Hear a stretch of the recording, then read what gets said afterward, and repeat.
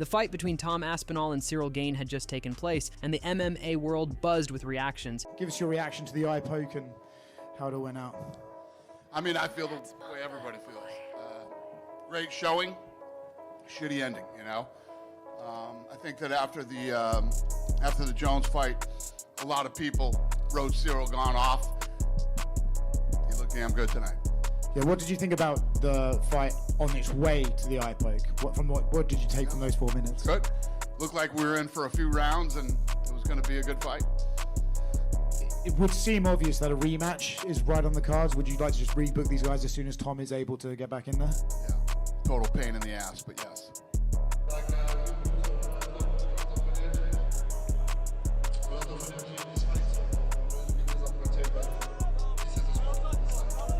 Ciryl, you were fighting a wonderful first round.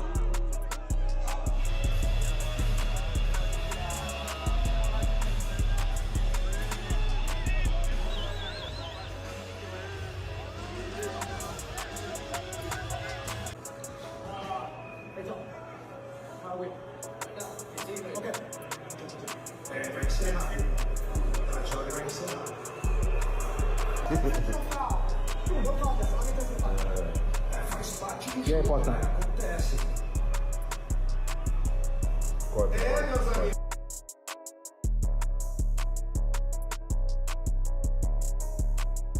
And let's address it, because I'm seeing it all over our chat. I'm seeing it all online. Tom quit. Tom quit. Tom quit. It got dicey out there for him, and he quit. And you know, if it hasn't happened already, you know Jon Jones is going to weigh in. This is the guy. This is the guy. For the record, Jon Jones was offered for the millionth time $30 million to fight this man, and he didn't. You can't claim after the fact, this is the guy, but you know he's going to spike the football. And there's a cruel irony involved in the fact that Tom doesn't fight Jon Jones, but still gets eye poked. But this is tough for him. This is the first time in his career where he's not going to be beloved by people, because people are going to accuse him of being a quitter, because they're going to say that the going got tough and he asked for a way out. I think that's absolute hogwash. He got poked in both eyes. It was straight out of the Three Stooges. But whatever I say doesn't matter. Whatever I say doesn't matter, because Chuck, you know this is going. I could just see it. I saw a couple of mentions already. When the going got tough, he bolted. Right? That's what people are going to say. That's going to be the takeaway here, right?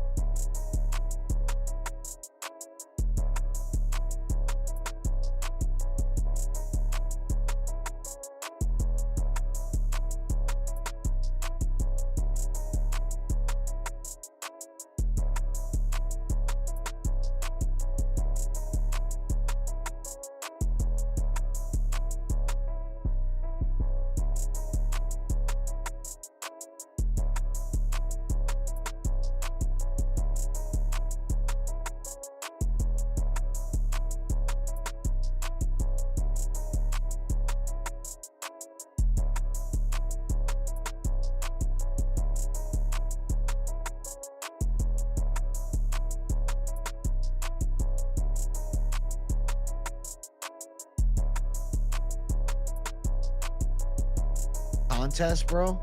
Hey, well, we know this fight, Tom Aspinall was getting pieced up tonight. Tom Aspinall was getting tuned up. Wow. Yeah, they're leaving quick. Heavyweight title fight ends. No contest in a heavyweight championship fight. Gane is devastated. They're gonna have to rebook it. Bro, I think Gane's live though. Terrible. Terrible. This is a terrible, terrible end. Aspinall wants to leave. Aspinall's pissed. Aspinall just wants to leave. Daniel Cormier talking to him. No contest. Jesus. Run it back. Hey, if you score the fight from what we saw, 10-9, Gane is the heavyweight champion.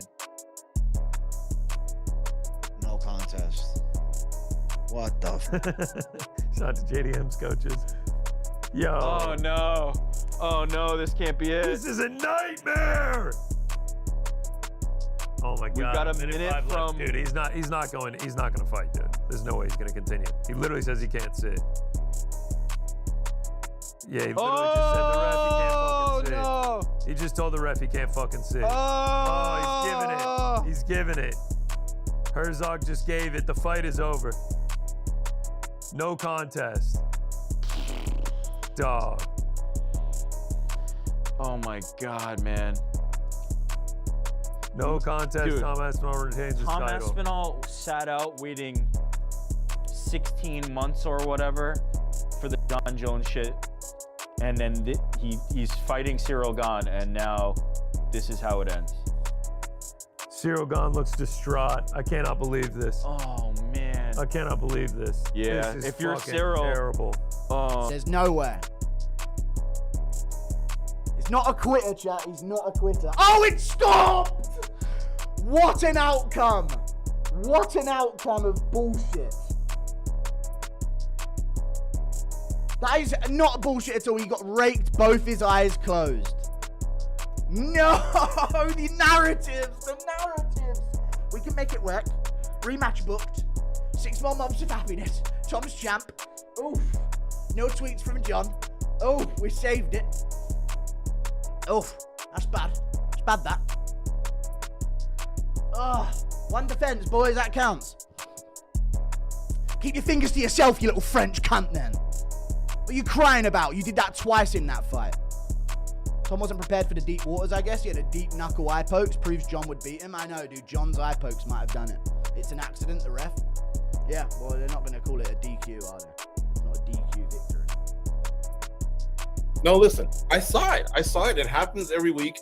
And look, the referees go in the back. They give these guys the warnings of what they're looking for. And that's why we get sick and tired of when during the fight, 2-3 eye pokes later is when they finally get the firm warning.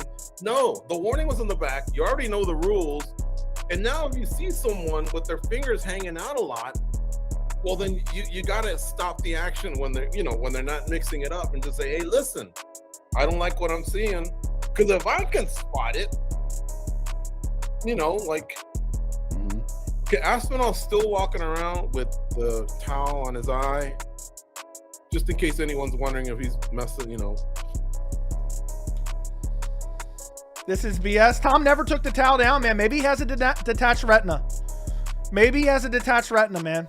But this is a bad look for Tom. That's crazy.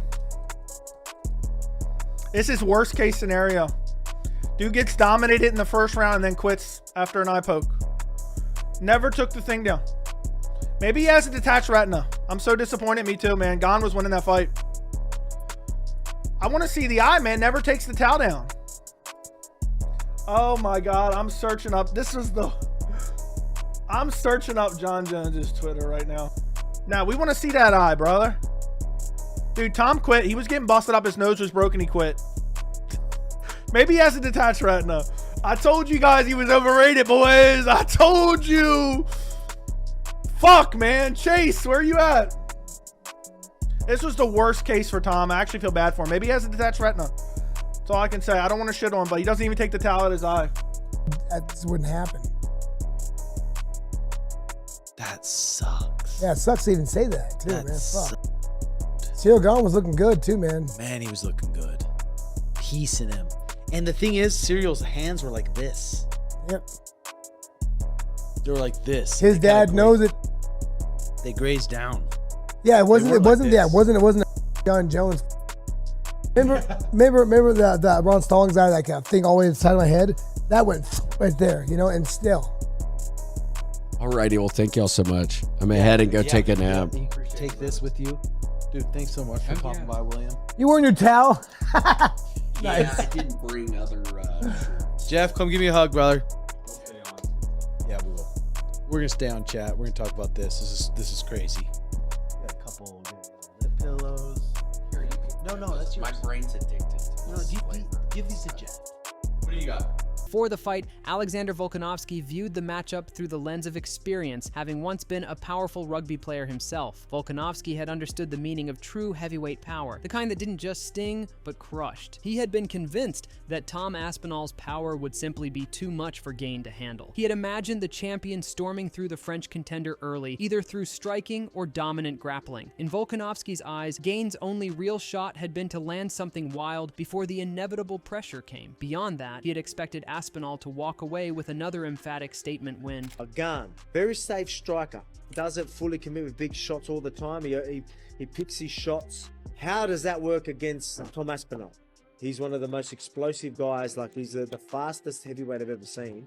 And I think he just blitzes straight through our guard, to be quite honest, whether it's a takedown or even with the strike. Israel Adesanya also made waves with his pre-fight take. Known for his sharp analytical mind and deep understanding of striking dynamics, Adesanya had approached the matchup from a tactical perspective. He had noted that while Gane might possess an edge in movement and footwork, Aspinall's mix of speed and raw power was unmatched in the division. What had fascinated Adesanya most, however, was the question of endurance. Since most of Aspinall's victories had come early, Adesanya had been curious about how the champion would perform if dragged into the later rounds. Still, curiosity aside, he had maintained confidence in Aspinall's precision and killer instinct, predicting that those qualities would eventually break Gane down before the judges ever got involved. This is not going to go the distance. I don't think so. And the thing is, the unknown is Aspinall in the later rounds. No one's seen it. I haven't seen it, so we want to know. And this is where it's like me and the Gaston fight. People are like, what's he going to be like in round 4 or 5? And this is where you showcase who you are, showcase your fighting spirit, showcase how clean you work, even in the championship rounds. On the Tom test, Gane grappling early? It'd be smart to. I mean, you've seen how his loss to John was. He knows he's a better grappler, I'm sure, or he feels, I'm sure, he's a better grappler. So why not mix it up early? I say not just test his grappling, but mix it up early. Use the go for a strike with him, bridge the gap, get as close as possible first off, and then get him tired, and then you can start working from there. For Gane, use the fucking teep, the oblique kick, the jab. You got the reach on him. Damn. Oh, bro, use that jab. I'm gonna go Tom in this fight just because the momentum's crazy, man. The way he's been finishing guys. Yeah, and I'm not gonna say it's gonna be an easy, because styles make fights. Just because John, dispatched Ciryl easily doesn't mean it's gonna be the same with Tom. But again, Tom can bridge that gap, and that speed with the fucking mass he has behind it is a dangerous weapon. I like Gane, I like his style. I just want to see a good fight, and I think it's going to be a fucking high-level mixed martial arts heavyweight fight. This is what we're going to see in this fight. It's going to be the highest. This is the baddest man on the planet, like title, isn't it? The heavyweight guy is always the baddest man on the planet. So this is for the belt. Curtis Blaydes offered his own insights from a wrestler's standpoint. A man who had shared the cage with some of the best heavyweights in the world, Blaydes had assessed the fight through a grappler's lens. He had seen Aspinall as the superior grappler, predicting that if the champion managed to weather Gane's early pressure, he would hold the upper hand once the fight went to the ground. Blaydes had expected Aspinall to use his balance, transitions, and control to wear Gane down, slowly tilting the fight in his favor before securing the victory through ground dominance. I believe that Aspinall does have the advantage, though, in that the grappling department. I believe that whenever he wants to, he'll be able to put Ciryl on his back, and he may not have to, but I believe he can if he does have to, and I believe that'll be the difference if he gets out of the first round. I'll go with Aspinall. Meanwhile, one of the loudest voices online was the MMA guru. Known for his animated breakdowns and fiery delivery, Guru had been buzzing about the matchup while acknowledging that Gane remained a legitimate threat. He had firmly stood in Aspinall's corner. For him, Tom's speed had been the ultimate X factor, the element that would shift the balance when the action got intense. Guru had envisioned a fight that would neither end instantly nor drag on too long. He had predicted that around the 3 to 4 minute mark, Aspinall would secure a takedown, take control, and finish the fight from there. I don't think the double leg will work for Aspinall here. But I think he's going to sting Gane on the feet. He's going to make a point to do it. He's going to make a point to sting Gane with something on the feet, and I think he will. Tag him with a jab with his head on the outside of Gane's lead hand. Tag him with a left hook or a 1-2-3, and it's going to be like, oh my god, this guy's fast. And he stings Gane, and Gane kind of shakes it off. Now he's sort of on the back foot. I reckon we could see a situation where Tom gets the body lock takedown. He got it against Volkov in their fight. He has good body lock takedowns. Normally you see him pick up people by their hips or get his hands together under and scoop out beneath them and this type of stuff. But I think because they're going to clash, because I think Gane's going to try and get him coming in and Aspinall's going to be closing in like frequent bursts, I think we're going to see Aspinall anticipate that Gane's going to be on the back foot and he's going to be waiting for Tom to rush in. And Gane does a lot of stuff where he's light on his lead leg. He does have a good sprawl, which I don't think is where Tom's going to go for a double leg. But I could see Tom getting a body lock, throw, and we're in side control. Or we're in half guard. And from there, I think that's where we see a Kimura. Don't think it'll be a straight arm lock, even though he does have an arm lock. I think it will be a Kimura on Gane. He'll land some shots, get maybe a crucifix type position, elbows, punches, maybe like 3-4 minute fight I'm thinking of here, 2-3 minutes. It's not going to be quick. Well, for Tom, it's not going to be quick. I think it'll be 3 or 4 minutes. So that's a long time for a Tom Aspinall fight, guys, which is crazy to say out loud. But I reckon he gets the body lock takedown on Gane. And I think that's where he can get Gane. Ian Gary approached the matchup with emotion rather than cold analysis. He had acknowledged how some fans still questioned whether Aspinall's meteoric rise had been the product of timing, particularly after Jon Jones stepped away from the division. To Gary, this fight had represented more than a title defense. It had been an opportunity for Aspinall to silence every remaining doubter. He had believed that a victory over Gane, an elite and proven contender, would cement Tom as the undisputed face of the heavyweight division. Gary had framed UFC 321 as not just another fight card, but a defining chapter in Aspinall's career, the kind that separated great fighters from legends. I don't see that fight getting out of the first round. Right. I think Tom is phenomenal. I think he's absolutely the best heavyweight we've ever seen in the UFC. I said to him, it sucks to win the belt that way, to be the champion this way, that no one's going to remember that in 3 fights time. They're just going to remember what you've done and that you are the champion of the world and you're the best in the division, and that's it. Michael Venom Page was one of the first fighters to share his thoughts publicly. Though he had long admired Ciryl Gane's smooth and technical style, Page had found himself drawn to Aspinall's new age attributes. He had described the British champion as part of a new breed of heavyweights, faster, smarter, and technically sharper, reminiscent of Jon Jones in his prime. Page had acknowledged that Gane's footwork and agility gave him a chance, but he had emphasized that success would depend on refinement. If Gane had managed to tighten his timing and precision, Page thought there might be potential for him to land something decisive. Tom Aspinall versus Ciryl Gane. I'm sorry, for me, I just feel, and I'm a fan of Ciryl Gane as well. I just feel like Tom Aspinall is the next generation of the same thing we saw the likes of Jon Jones doing in terms of the dominant fashion that he took over his division. I feel like the same thing's going to happen with Tom Aspinall. That style at heavyweight is unseen. Ciryl Gane has a little bit of a bounce to him as well. I just don't think he's got the same snap and power that Tom Aspinall has, as well as the ground game as well.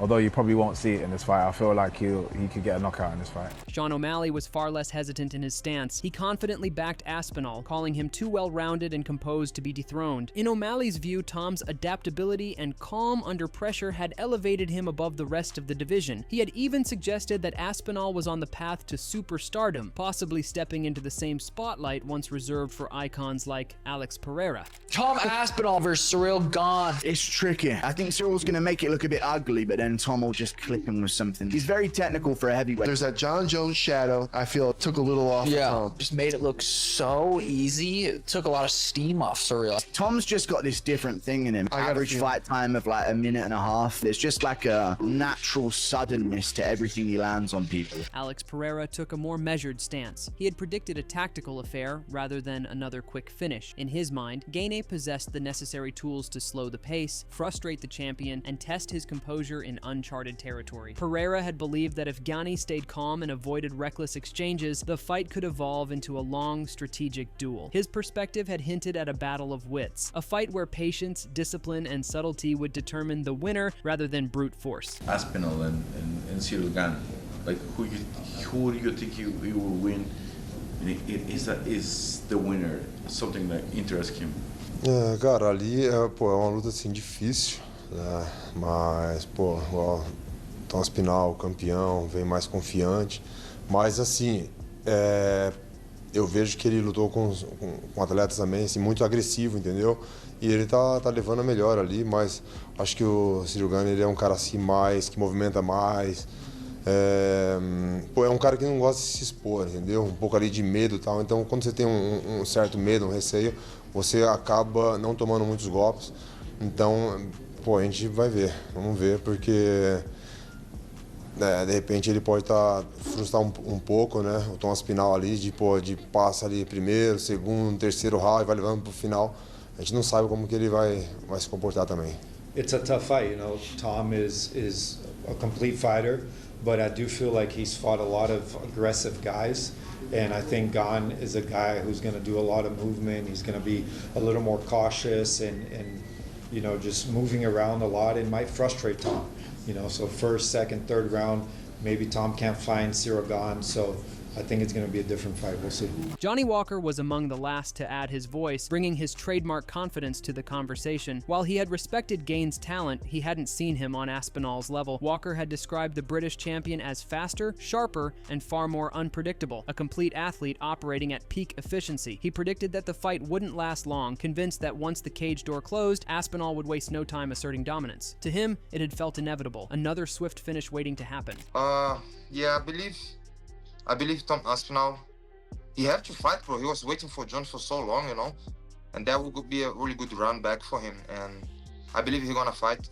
He's as well one of a kind, you know. He's big, has speed, Tom Aspinall, and of course, Gane have speed as well and big. But I believe Aspinall is more complete and a little bit better than him. And he doesn't spend much time on the octagon, so I believe it's going to be a quick finish. So how did you react to this fight? Do let us know in the comment section below. If you enjoyed this video, make sure to like and subscribe for more MMA content like this.